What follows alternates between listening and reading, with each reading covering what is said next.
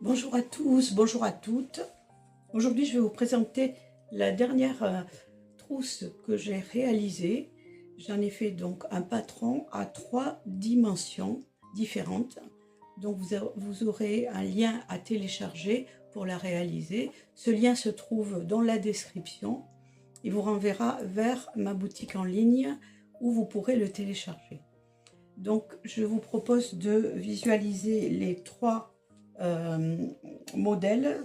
Alors là, c'est le modèle le plus petit qui est de la taille de environ un téléphone actuel, un téléphone mobile. Ce sont des trousses toutes simples que j'appelle la trousse pratique parce que elle est vite faite et elle demande quand même peu d'investissement. Vous avez la deuxième trousse, celle que nous allons faire ensemble. Celle-ci, toujours du même style, avec 2 boutons pression. Et vous avez la troisième trousse qui est le modèle le plus grand. Voici la troisième trousse qui est également doublée. Et toujours 2 boutons pression pour chacune des 3 trousses. Bon, il n'y a pas de difficulté particulière. Les 3 trousses sont faciles à réaliser. La différence vient du fait que on peut utiliser du thermocollant Viseline qui la rend plus rigide et relativement fine. On peut utiliser un thermocollant H640 ou 630 qui est légèrement molletonné, qui est souple. Et on peut utiliser un thermocollant un peu plus rigide, molletonné, qui rend la trousse un peu plus rigide. À ce moment-là, c'est à vous de choisir le matériel qui vous convient. Donc, je vous dis à tout de suite, nous allons la réaliser juste après. Voici les pages du patron reconstituées. Donc, vous avez la page numéro 1 et 2, et en dessous la page numéro 3 et 4, que l'on assemble en faisant correspondre les petites flèches ici et les petites flèches à ce niveau-là. En fonction de la dimension de la pochette que vous souhaitez réaliser, vous avez donc 3 tailles. La taille S qui permet d'obtenir une pochette finie de 9 par 18 cm, la taille M pour une pochette de 13 par 22 cm et la taille L pour une pochette de 17 par 26 cm. Voilà, donc vous choisissez le patron qui convient à la pochette que vous souhaitez réaliser et vous découpez les pièces correspondantes.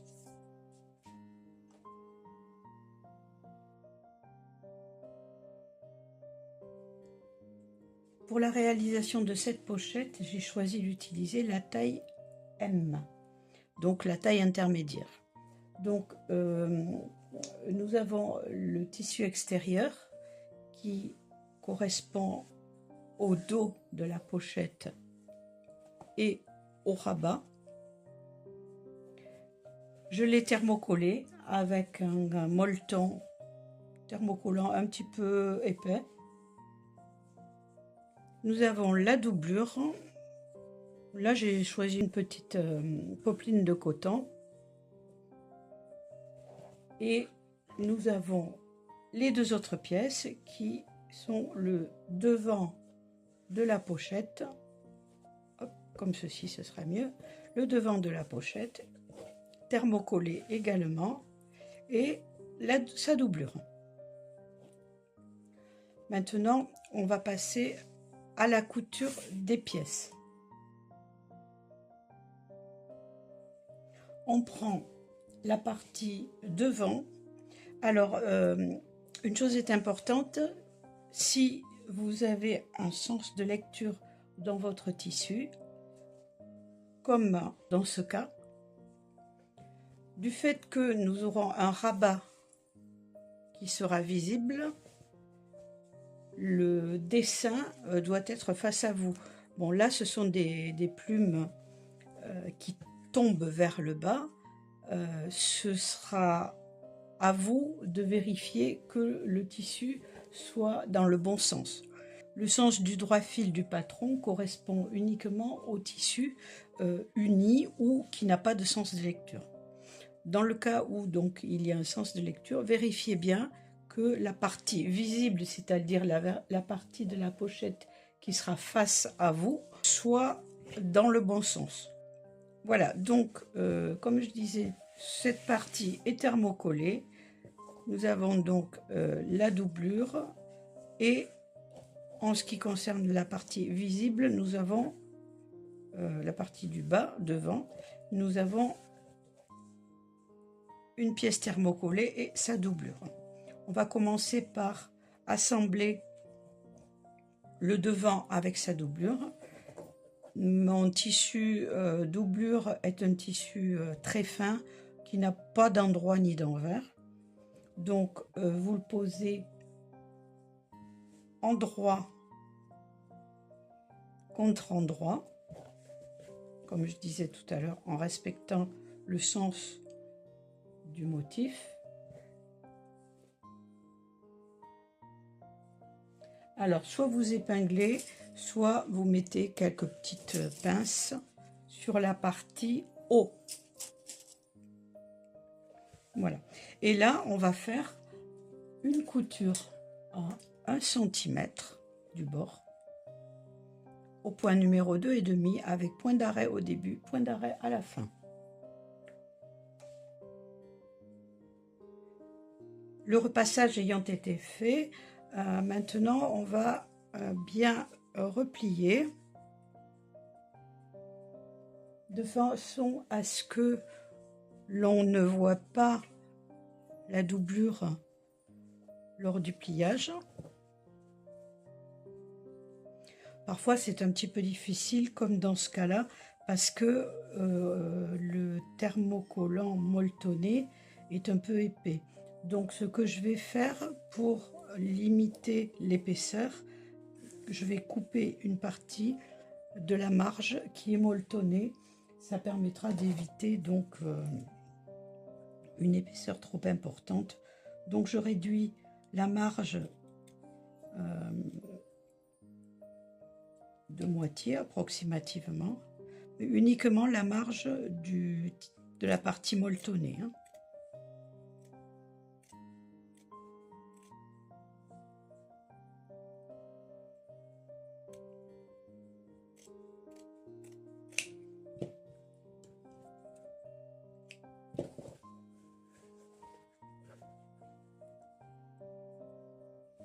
Et là, je mets quelques pinces pour maintenir le tissu en bonne position, de façon à ce que la couture soit faite correctement.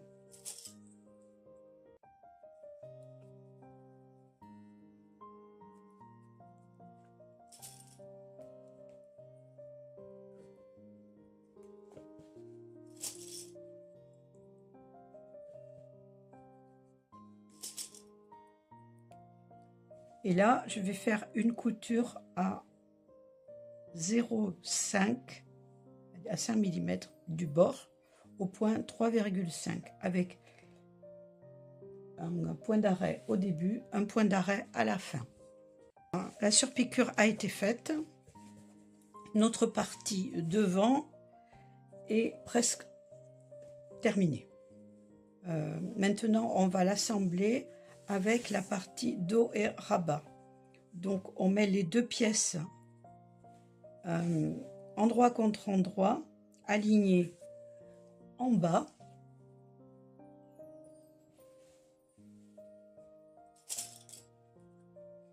Et on ajoute quelques pinces à la partie inférieure. On va faire une piqûre ici, sur toute la longueur du bas, à 0,5 cm au point 2,5. Ce sera une piqûre de maintien qui ne sera pas visible. La couture d'assemblage de la partie devant à la partie dos et rabat est terminée. Maintenant, nous allons nous occuper de la doublure finale. Alors, pour cela, vous gardez votre pièce face à vous, telle que vous venez de la terminer. Et là, maintenant, vous ajoutez la doublure qui va recouvrir la totalité du projet, en sachant que l'arrière, c'est la partie molletonnée. On la laisse contre la table. On va mettre des épingles ou des pinces tout autour pour bien maintenir la totalité des épaisseurs.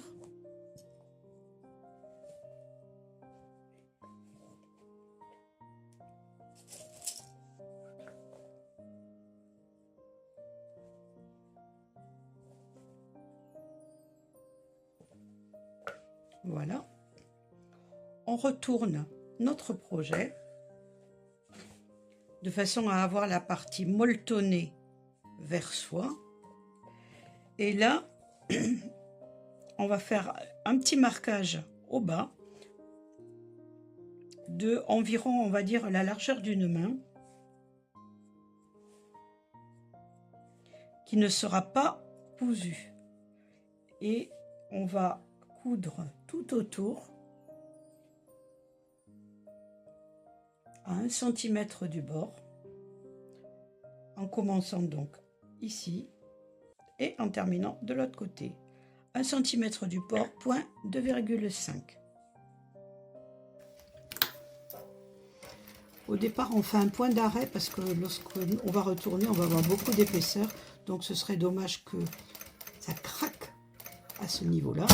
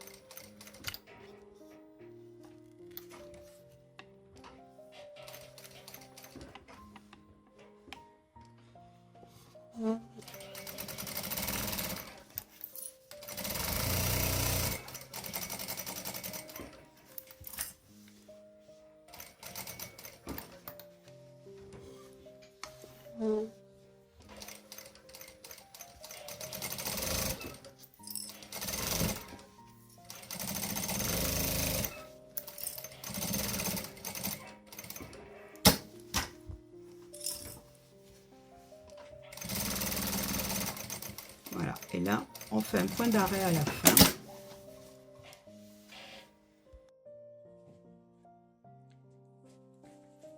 Notre contour est terminé. Maintenant, il va falloir dégarnir. Alors, on va commencer par dégarnir la partie la plus épaisse. On va la découper à peu près la moitié de sa marge de couture. On découpe également les angles. Voilà.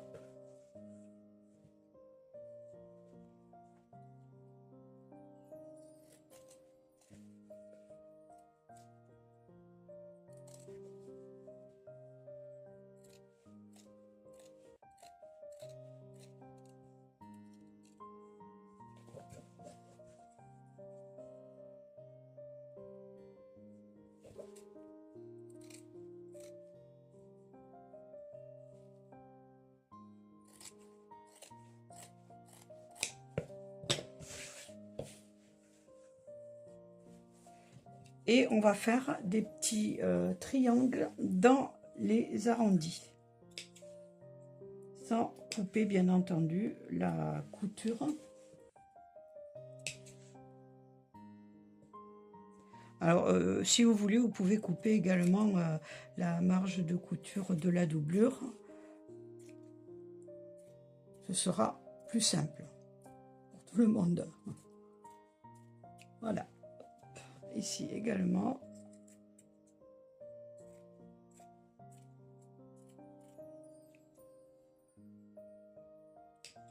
Bon, vous crantez. Et l'idéal, c'est de faire des petits triangles. Mais moi, vu que j'ai déjà éliminé une partie de la marge de couture assez importante, les petits triangles, ça risque d'être un peu compliqué. Mais je vais tenter quand même d'en faire quelques-uns.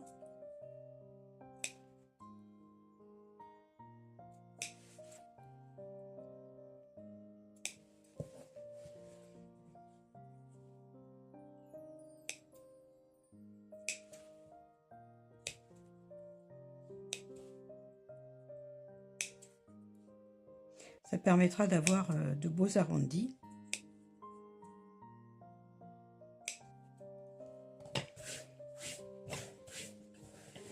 Voilà. Donc une fois qu'on a fait tout ceci, découper les angles et l'excédent de marge de couture partout. Je vois que je n'ai pas découpé. Une fois que l'on a fait tout ce travail, on retourne notre ouvrage. Alors, vous remarquerez qu'il n'y a qu'une possibilité de l'ouvrir en passant par le trou de la doublure. Après repassage, voilà ce que donne ma pochette. Le rabat est à l'endroit.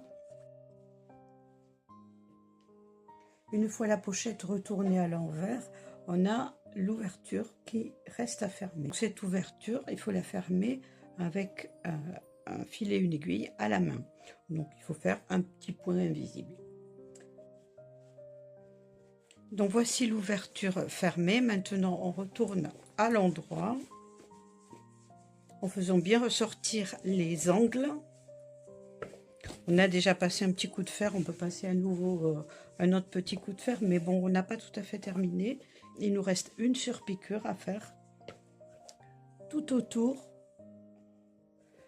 de la partie rabat. Sur certaines des trousses que j'ai déjà faites, une en particulier, celle-ci, la surpiqûre a été faite uniquement là sur la partie rabat. Celle-ci, la surpiqûre a été faite tout autour, y compris en bas et sur le côté. Alors vous faites comme vous le souhaitez, hein. Lorsque le tissu est un peu épais, moi je conseille de faire la surpiqûre uniquement sur la partie rabat. Alors pour cela, on fait des points de repère. Moi j'utilise un poinçon pour repérer la partie où je dois commencer. La trousse étant ouverte comme ceci, j'enfonce mon poinçon là où je souhaite commencer ma surpiqûre, approximativement à 5 mm du bord. Je fais ressortir de l'autre côté et là je fais un petit point, un petit marquage avec un feutre ou un stylo effaçable. Je fais la même chose de l'autre côté à 5 mm du bord et je fais un petit point de repère. Bon là malheureusement ça se voit pas trop parce que c'est pile en plein sur un motif noir. Donc je vais mettre une petite épingle. Alors pour cela, je commence ici. Je reste à 5 mm du bord, approximativement 5-6 mm. Ça, c'est vous qui le jugez, hein, suivant votre souhait. Et j'utilise le point 3,5, le point droit 3,5. Et j'utilise un fil assorti. Bon, là, jusqu'à maintenant, j'ai utilisé un fil bleu comme sur le bord intérieur de la pochette. Et donc, je vais faire la surpiqûre du rabat de la même façon. À tout de suite. Point est réglé sur le numéro 3,5. Je me situe à peu près à 5 mm du bord et je commence ma surpiqûre tout doucement de façon à ce que le point soit bien régulier.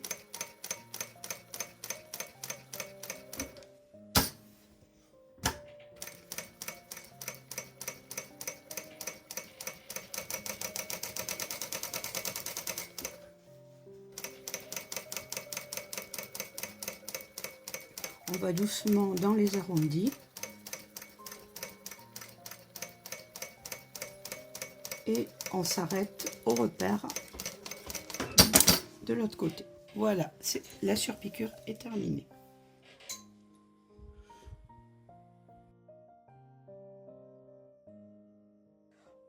On va passer à la pose des petites pressions.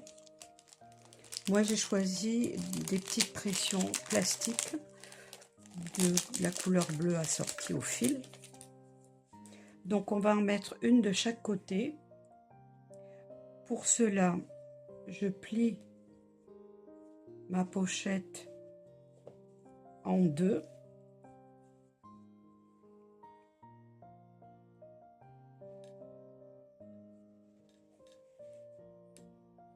Je mesure 3 cm à partir du bord. Je fais un petit repère à ce niveau-là. Je mesure 3 cm à partir de l'autre côté. Voilà. Et du coup, je vais avoir mes points de repère pour mettre les pressions. J'utilise un poinçon pour repérer l'emplacement de l'autre côté. Oui, il faut que ce soit bien dans l'arrondi. Pour repérer l'emplacement de l'autre côté, mais bon, on peut également utiliser tout simplement une épingle.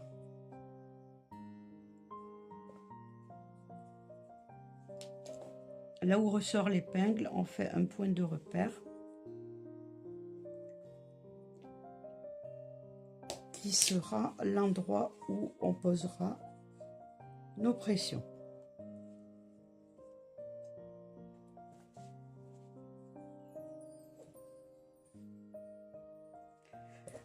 Alors, mon choix était de prendre de poser à 3 cm du bord.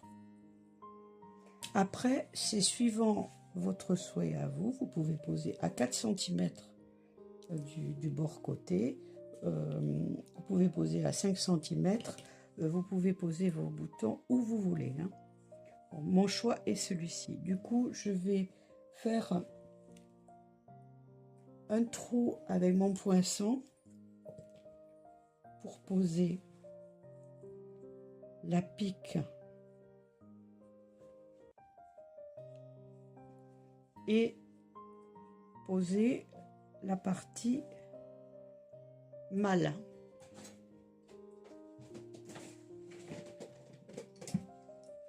Alors, avec une pince prévue à cet effet, oula. Voilà. Avec une pince, il suffit du coup de bien pincer et serrer. Je fais la même chose de l'autre côté, au niveau du repère, qui est ici. Un petit trou.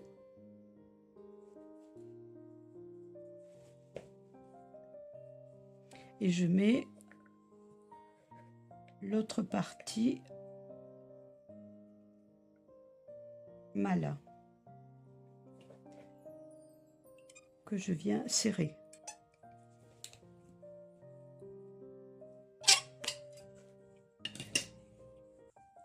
Les deux pressions mâles étant posées, il faut poser les deux pressions femelles pour pouvoir fermer notre rabat. Donc, je le positionne à l'endroit de mon souhait, en fait. Hein. Voilà. Et là, je fais comme tout à l'heure. J'appuie assez fort sur le bouton pression qui me fait un marquage en dessous. Donc, au milieu du marquage, je fais un point de repère. La même chose de l'autre côté. un point de repère. Du coup, mes pressions femelles vont se situer à ce niveau, droite et gauche. Là, je fais un trou avec le poinçon jusqu'à l'intérieur où je passe la pique et où viendra s'attacher la partie femelle.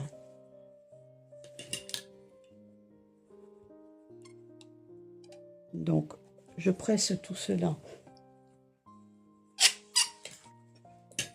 pour que ce soit bien serré. Donc, je fais la même chose à la dernière. Je mets ma pique et je pose la partie femelle. Ensuite, je pince et je serre bien fort. Voilà, il suffit de fermer. Et la petite pochette est terminée. Ensuite, si des personnes sont intéressées, ou si des personnes le souhaitent, suivant le tissu utilisé, vous pouvez également poser une petite étiquette. Au milieu, devant. En bas, c'est un petit peu compliqué parce qu'on a déjà cousu. Un peu sur la droite, comme vous souhaitez.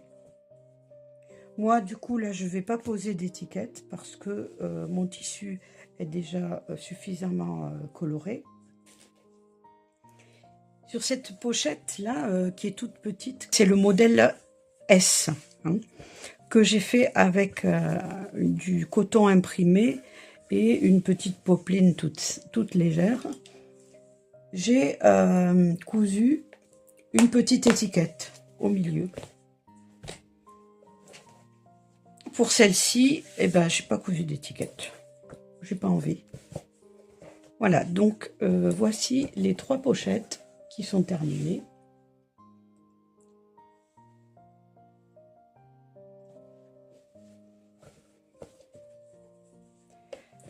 Maintenant, à vous de faire de magnifiques pochettes avec des couleurs, des tissus sympathiques. Je vous remercie d'avoir visionné cette vidéo et je vous dis à bientôt. N'hésitez pas à vous abonner. Merci.